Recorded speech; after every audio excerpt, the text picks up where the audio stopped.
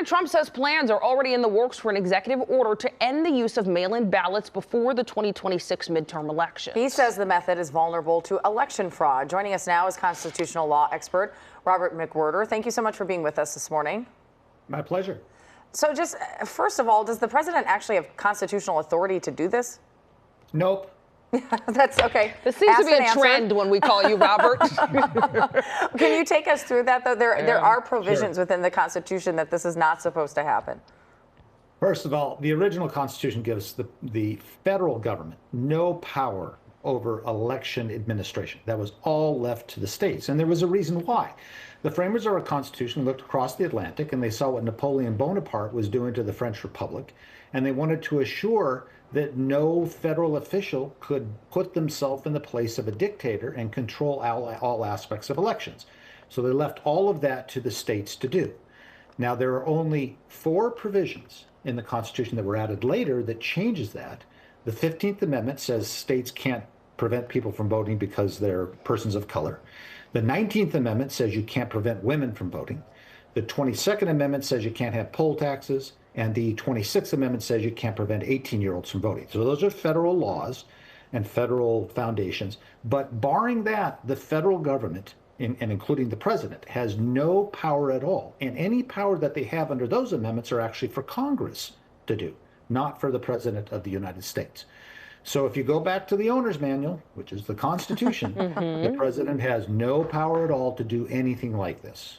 Interesting. Okay, and of course, this is not the first time we're seeing President Trump attack election integrity, want to change things when it comes to voting rights. This is something we've seen from him. Of course, we have many instances of this. This is just the latest. Why does he keep pushing in this direction if you feel like the Constitution's not going to allow him to change anything?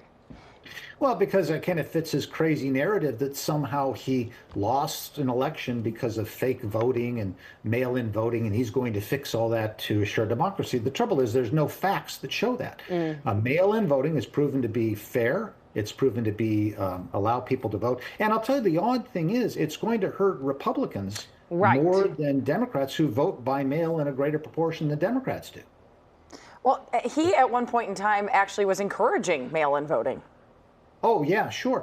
Look, I mean, if you just kind of look at this, the way it works, a lot of the quote unquote red states that vote Republican are rural, and people who are living in rural, large geographic areas like to mail in vote because they don't have to drive 40 miles to a polling place. So this is going to, that's just one instance of why Republicans tend to vote by mail more than Democrats do. So really, I mean, in terms of the facts of that, he keeps rehashing this to create a narrative. And frankly, when he's taking advice from Vladimir Putin, who is a vicious dictator, not only of other countries, but also his own people, for advice on voting, I think that kind of tells you something, that something's amiss here. Yeah, it is all very interesting. Some experts say that he is laying the groundwork in case Republicans lose control in future elections, that he's doing this to already make people feel like elections are unfair. Yeah, because then he can create a narrative. This is just ugly politics and spin. So he wants to create a narrative that the only way I lose is if they cheat.